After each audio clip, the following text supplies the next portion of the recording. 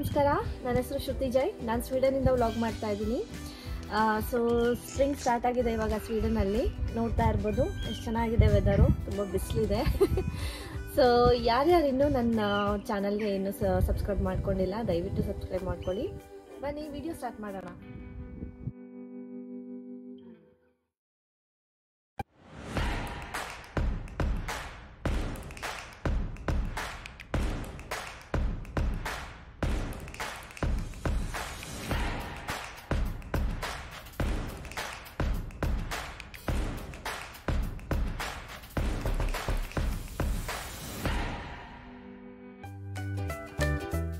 ಲವಿನಲ್ಲಿ ಅವನದು birthday video ನೋಡಿಕೊಂಡು enjoy ಮಾಡ್ತಾ ಇದ್ದಾನೆ.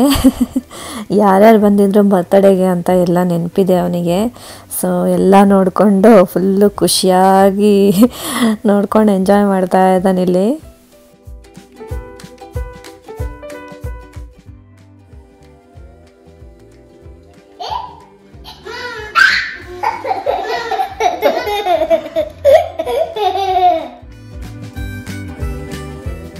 ಸೊ ಇವಾಗ ನಾನು ರಾ ಬನಾನಾ ಡ್ರೈ ಫ್ರೈ ಮಾಡ್ತಾ ಇದ್ದೀನಿ. ಸೊ ರೆಸಿಪಿನ ನಿಮ್ಮ ಜೊತೆನೂ ಶೇರ್ ಮಾಡೋಣ ಅಂದ್ಕೊಂಡೆ. ಸೊ ಬನ್ನಿ ಸ್ಟಾರ್ಟ್ ಮಾಡೋಣ. ನಾನಿವಾಗ ಬಾಳೆಕಾಯಿ ಡ್ರೈ ಫ್ರೈ ಮಾಡ್ತಾ ಇದ್ದೀನಿ, ಅಂದರೆ ರಾ ಬನಾನಾ ಡ್ರೈ ಫ್ರೈ. ಸೊ ಅದಕ್ಕೆ ಬೇಕಾಗಿರೋ ಇಂಗ್ರೀಡಿಯೆಂಟ್ಸ್ ಎಲ್ಲ ನಾನು ತೆಗೆದಿಟ್ಕೊಂಡಿದ್ದೀನಿ ಇಲ್ಲಿ.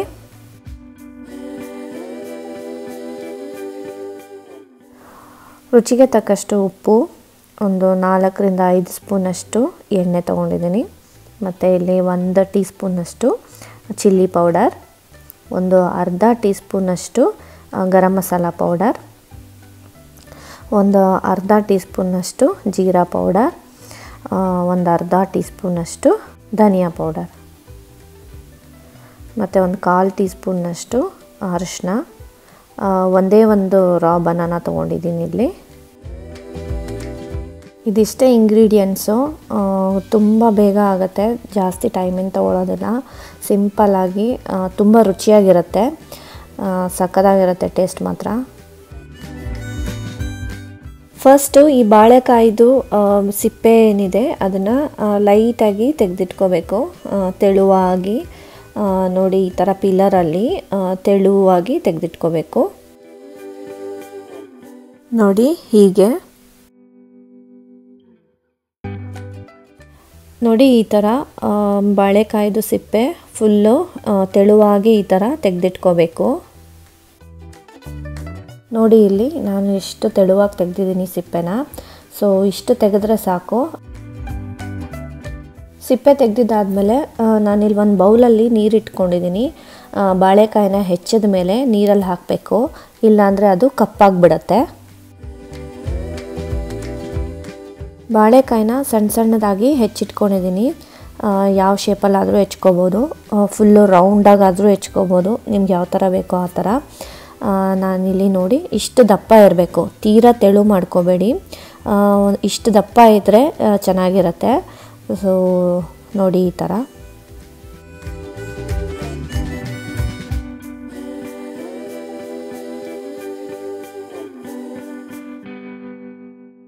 ಇಲ್ಲೊಂದು ಪ್ಯಾನ್ ತೊಗೊಂಡಿದ್ದೀನಿ ನಾನು. ಪ್ಯಾನ್ ಸ್ವಲ್ಪ ಬಿಸಿ ಆಗಬೇಕು. ಬಿಸಿಯಾಗಿರೋ ಪ್ಯಾನಿಗೆ ಎಣ್ಣೆ ಹಾಕ್ತಾಯಿದ್ದೀನಿ. ಎಣ್ಣೆ ಹಾಕಿ ಸ್ವಲ್ಪ ಬಿಸಿ ಆಗಬೇಕು ಎಣ್ಣೆ ಕೂಡ. ಎಣ್ಣೆ ಬಿಸಿಯಾಗಿದೆ ಇವಾಗ. ಈ ಬಿಸಿಯಾಗಿರೋ ಎಣ್ಣೆಗೆ ಬಾಳೆಕಾಯಿ ಹಾಕಿ ಚೆನ್ನಾಗಿ ಫ್ರೈ ಮಾಡಬೇಕು.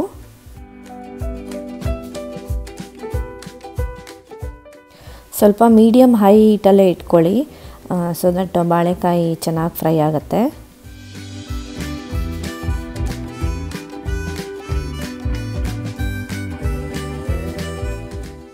ನೋಡಿ ಬಾಳೆಕಾಯ್ದು ಕಲರು ಲೈಟಾಗಿ ಚೇಂಜ್ ಆಗ್ತಾ ಇದೆ, ಸ್ವಲ್ಪ ಯೆಲ್ಲೋಶ್ ಆಗ್ತಾ ಇದೆ ನೋಡಿ.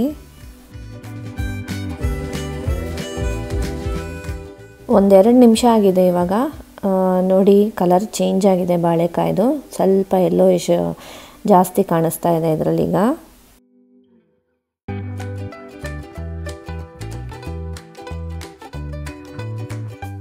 ಇನ್ನೂ ಚೆನ್ನಾಗಿ ಫ್ರೈ ಆಗಬೇಕು, ಸ್ವಲ್ಪ ಗೋಲ್ಡನ್ ಬ್ರೌನ್ ಬರಬೇಕಿದು. ಆವಾಗಲೇ ಅದು ಸ್ವಲ್ಪ ಕ್ರಿಸ್ಪಿಯಾಗಿ ಚೆನ್ನಾಗಿರುತ್ತೆ.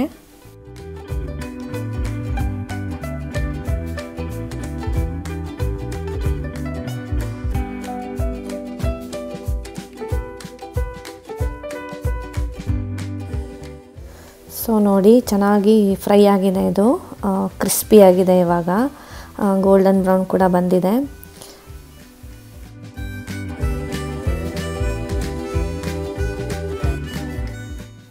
ಇದಕ್ಕೆ ಇವಾಗ ಅರಿಶಿನ ಹಾಕ್ತಾಯಿದ್ದೀನಿ, ಮತ್ತು ಡ್ರೈ ಇಂಗ್ರೀಡಿಯೆಂಟ್ಸ್ ಏನು ಇಟ್ಕೊಂಡಿದ್ವಿ ನಾವು ಪೌಡರ್ಗಳೆಲ್ಲ ಇವಾಗ ಹಾಕ್ಬೋದು. ಜೀರಾ ಪೌಡರ್, ಧನಿಯಾ ಪೌಡರ್ ಮತ್ತು ಗರಂ ಮಸಾಲ ಪೌಡರ್ ಎಲ್ಲ ಹಾಕ್ತಾಯಿದ್ದೀನಿ ಇವಾಗ.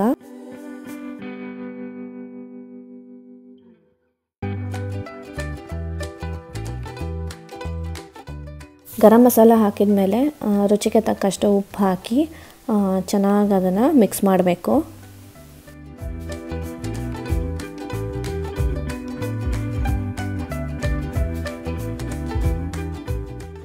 ಸೊ ಎಲ್ಲ ಚೆನ್ನಾಗಿ ಮಿಕ್ಸ್ ಆಗಿದೆ ಇವಾಗ.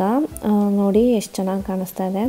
ಇದಕ್ಕೇ ಚಿಲ್ಲಿ ಪೌಡರ್ 1 ಟೀ ಸ್ಪೂನಷ್ಟು ಚಿಲ್ಲಿ ಪೌಡರ್ ಇಟ್ಕೊಂಡಿದ್ವಲ್ಲ ಅದನ್ನು ಹಾಕಿ ಚೆನ್ನಾಗಿ ಮಿಕ್ಸ್ ಮಾಡಬೇಕು. ನೀವು ಖಾರ ನೋಡ್ಕೊಳ್ಳಿ, ನೀವು ಜಾಸ್ತಿ ಖಾರ ತಿಂತೀರಾ ಅನ್ನೋದಾದರೆ ಇನ್ನೂ ಸ್ವಲ್ಪ ಜಾಸ್ತಿನೇ ಚಿಲ್ಲಿ ಪೌಡರ್ ಹಾಕ್ಕೋಬೋದು. ಚಿಲ್ಲಿ ಪೌಡರ್ ಹಾಕಿದ್ಮೇಲೆ ಇದನ್ನು ಚೆನ್ನಾಗಿ ಮಿಕ್ಸ್ ಮಾಡಬೇಕು. ಮಿಕ್ಸ್ ಮಾಡಿ 1-2 ನಿಮಿಷ ಚೆನ್ನಾಗಿ ಹೀಗೇ ಫ್ರೈ ಮಾಡಬೇಕು ಇದನ್ನು. ಸೊ ಇನ್ನೂ ಕ್ರಿಸ್ಪಿ ಆಗುತ್ತೆ ಮತ್ತು ರುಚಿನೂ ಚೆನ್ನಾಗಿರುತ್ತೆ. ಸೊ 1 ನಿಮಿಷ ಇದನ್ನು ಹಾಗೆ ಫ್ರೈ ಮಾಡಿದ್ದೀನಿ. ನೋಡಿ ರೆಡಿ ಆಯಿತು. ಸೊ ರಾ ಬನಾನಾ ಡ್ರೈ ಫ್ರೈ ರೆಡಿ ಆಯಿತು. ಕ್ರಿಸ್ಪಿ ಆಗಿದೆ, ಸ್ಪೈಸಿ ಆಗಿದೆ, ಮತ್ತು ಸಖತ್ ಮಸಾಲೆ ಎಲ್ಲ ಹಾಕಿದ್ವಲ್ಲ, ಸೊ ಸಖತ್ ರುಚಿಯಾಗಿದೆ.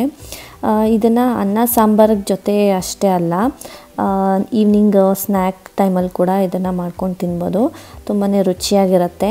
ಸೊ ತಿಂತಾಯಿದ್ರೆ ಸ್ಟಾಪ್ ಮಾಡೋಕ್ಕೆ ಮನಸ್ಸೇ ಬರಲ್ಲ, ಇನ್ನೂ ಜಾಸ್ತಿ ತಿನ್ನಬೇಕು ಅಂತ ಅನಿಸುತ್ತೆ. ಸೊ ನೋಡಿದ್ರಲ್ಲ, ಕಡಿಮೆ ಟೈಮಲ್ಲಿ ಕಡಿಮೆ ಇಂಗ್ರೀಡಿಯೆಂಟ್ಸ್ನ ಯೂಸ್ ಮಾಡಿ ರುಚಿಯಾದ ಡ್ರೈ ಬನಾನಾ ಫ್ರೈ. ನೀವು ಕೂಡ ಟ್ರೈ ಮಾಡಿ ಅಭಿಪ್ರಾಯ ತಿಳಿಸಿ. ಇದು ನಮ್ಮ ಮನೇಲಿರೋ ತುಳಸಿ ಗಿಡಗಳು. ಏನು ಶ್ರುತಿ, ತುಳಸಿ ಗಿಡ ತೋರಿಸ್ತಾ ಇದ್ದೀರಾ ಅಂತ ಅನ್ಕೋತೀರಾ? ಹೇಳ್ತೀನಿ ರೀ. ಇದು ನನ್ನ ತುಂಬ ಇಷ್ಟವಾದಂಥ ತುಳಸಿ ಗಿಡ. ಒಂದು ಗಿಡದಿಂದ 3-4 ತುಳಸಿ ಗಿಡ ಆಗಿದೆ ಇವಾಗ. ಸೊ ಅದು ಹೇಗೆ ಅಂತ ಹೇಳ್ತೀನಿ ಇವಾಗ. ಇದು ಕೃಷ್ಣ ತುಳಸಿ. 1 ವರ್ಷದ ಹಿಂದೆ ನಾನು ಹೂನ್ಬೇಕ್ ಅನ್ನೋ ಶಾಪಲ್ಲಿ ತೊಗೊಂಡು ಬಂದಿದ್ದು. ಈ ಗಿಡ ಸ್ವಲ್ಪ ಡ್ರೈ ಆಗೋಕ್ಕೆ ಸ್ಟಾರ್ಟ್ ಆಯಿತು. ಸೊ ನೋಡ್ತಾ ಇರ್ಬೋದು, ಕೆಳಗಡೆ ಎಲ್ಲ ಎಲೆಗಳೇ ಇಲ್ಲ, ಸ್ವಲ್ಪ ಮೇಲ್ ಮಾತ್ರ ಸ್ವಲ್ಪ ಚಿಗುರಿದೆ ಅಷ್ಟೇ. ನಾನಿದು ಡ್ರೈ ಆಗಿ ಹೋಗ್ತಾ ಇದೆ ಮತ್ತು ತುಳಸಿ ಗಿಡ ಹೋಗ್ಬಿಡತ್ತೆ ಅಂತ ಅಂದ್ಕೊಂಡೆ. ಅದಾದಮೇಲೆ ಟ್ರೈ ಮಾಡೋಣ ಅಂತ ಅದ್ರ ಕಟ್ಟಿಂಗ್ಸ್ ತಗೊಂಡು ನಾನು ನೀರಲ್ಲಿಟ್ಟು ಟ್ರೈ ಮಾಡಿದೆ, ಬರುತ್ತೇನೋ ನೋಡೋಣ ಅಂತ.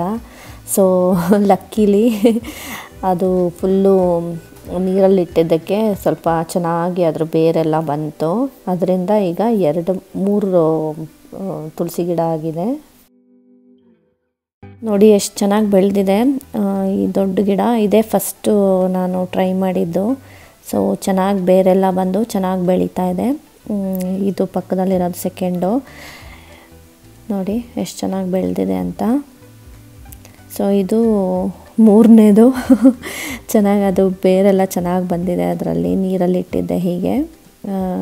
ಯಾವುದಾದ್ರು ಒಂದು ಇದರಲ್ಲಿ ಗ್ಲಾಸ್ ಜಾರಲ್ಲಿ ಅಥವಾ ಯಾವುದ್ರಲ್ಲಾದರೂ ನೀರು ಹಾಕಿ ಈ ಥರ ಇಟ್ಟರೆ ಚೆನ್ನಾಗಿ ಬೇರು ಬರುತ್ತೆ. ಸೊ ಅದನ್ನು ಆಮೇಲೆ ನಾವು ಮಣ್ಣಲ್ಲಿ ನೆಡ್ಬೋದು. ಗಾಳಿ ಜಾಸ್ತಿ ಇದೆ ಆಚೆ, ಸ್ವಲ್ಪ ಹಾರ್ತಾ ಇದೆ. ಸೊ ತೋರಿಸ್ತಾ ಇದ್ದೀನಿ ಇಲ್ಲಿ, ನೋಡ್ತಾ ಇರ್ಬೋದು ಎಷ್ಟು ಚೆನ್ನಾಗಿ ಬೇರು ಬಂದಿದೆ. ನೀರಲ್ಲಿ ಹಾಕಿಟ್ಟಿದ್ನಲ್ಲ, ಸೊ ಎಷ್ಟು ಚೆನ್ನಾಗಿ ಬೇರು ಬಂದಿದೆ ನೋಡಿ. ಇದು ರೆಡಿ ಇದೆ ಇವಾಗ ಬೇರೆ ಪಾಟಲ್ಲಿ ಹಾಕೋದಕ್ಕೆ. ನೋಡಿ ಎಷ್ಟು ಚೆನ್ನಾಗಿದೆ.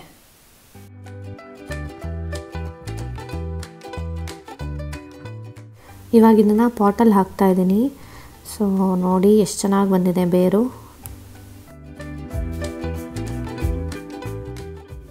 ಈ 2 ಗಿಡನ ಈ ಪಾಟಲ್ಲಿ ನೆಡ್ತಾ ಇದ್ದೀನಿ ಇವಾಗ.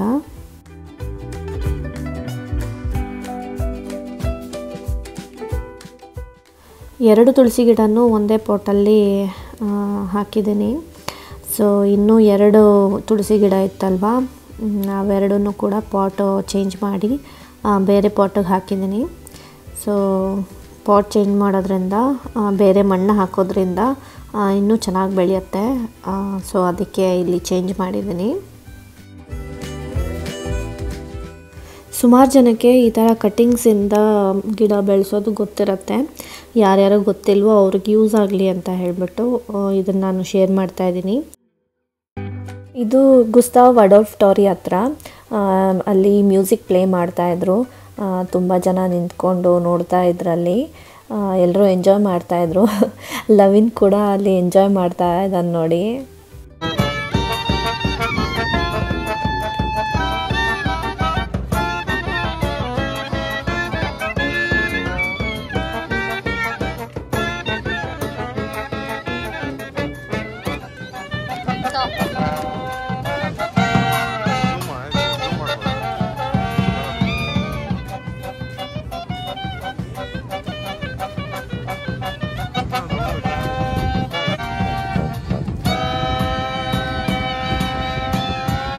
ಎಷ್ಟು ಚೆನ್ನಾಗಿ ಪ್ಲೇ ಮಾಡ್ತಾಯಿದ್ರು ಅಂದರೆ ಎಷ್ಟೊಂದು ಜನ ಚಿಕ್ಕ ಚಿಕ್ಕ ಮಕ್ಕಳೆಲ್ಲ ಬಂದು ಅವ್ರ ಮುಂದೆನೇ ನಿಂತ್ಕೊಂಡು ಚೆನ್ನಾಗಿ ಡ್ಯಾನ್ಸ್ ಮಾಡ್ತಾಯಿದ್ರು.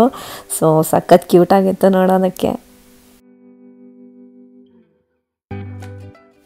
ಈ ಗುಸ್ತಾವ್ ಅಡಾಲ್ಫ್ ಟೋರಿ ನೀವು ನನ್ನ ಹಳೆ ವೀಡಿಯೋಸಲ್ಲೂ ನೋಡಿರ್ತೀರ. ಈ ಪ್ಲೇಸು ಇದು ಹೆಲ್ಸಿಂಗ್ಬರ್ಗ್ ಸೆಂಟ್ರಲ್ ಸ್ಟೇಷನ್ಗೆ ಹತ್ತಿರದಲ್ಲಿದೆ. ಇಲ್ಲೇ ಇಂಡಿಯನ್ ಗ್ರಾಸರಿ ಶಾಪ್ಸ್ ಎಲ್ಲ ಇರೋದು. ನಾನು ಆಲ್ರೆಡಿ ಹೆಲ್ಸಿಂಗ್ಬರ್ಗಲ್ಲಿರೋ ಇಂಡಿಯನ್ ಗ್ರಾಸರಿ ಶಾಪ್ ಬಗ್ಗೆ ಡೀಟೇಲ್ ವಿಡಿಯೋ ಮಾಡಿದ್ದೀನಿ. ಸೊ ಅದರ ಲಿಂಕ್ ಕೂಡ ನಾನು ಡಿಸ್ಕ್ರಿಪ್ಷನಲ್ಲಿ ಹಾಕಿರ್ತೀನಿ, ನೀವು ಕೂಡ ಚೆಕ್ ಮಾಡ್ಬೋದು. ನೋಡಿ ಲವಿನ್ ಎಷ್ಟು ಚೆನ್ನಾಗಿ ಎಂಜಾಯ್ ಮಾಡ್ತಾ ಇದ್ದಾನೆ. ಒಂದು ಕಡೆ ನಿಂತ್ಕೊತಾನೆ ಇಲ್ಲ ಅವನು, ಈ ಕಡೆ ಆ ಕಡೆ ಆ ಕಡೆ ಈ ಕಡೆ ಓಡಾಡ್ಕೊಂಡು ಸಖತ್ತಾಗಿ ಎಂಜಾಯ್ ಮಾಡ್ತಾ ಇದ್ದಾನೆ ನೋಡಿ.